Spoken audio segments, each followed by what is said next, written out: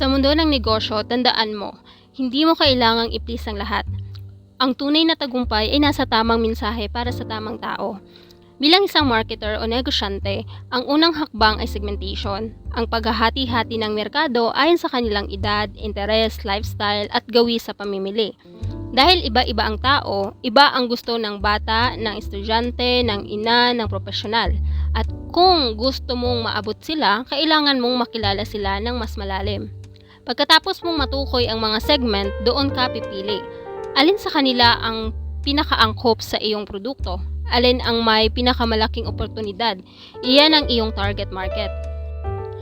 At sa bawat target market, dapat malinaw kung anong halaga ang inaalok mo. Iyan ang positioning. Bakit? Dahil alam nila kung sino ang kanilang target at malinaw kung anong benepisyo ang hatid nila.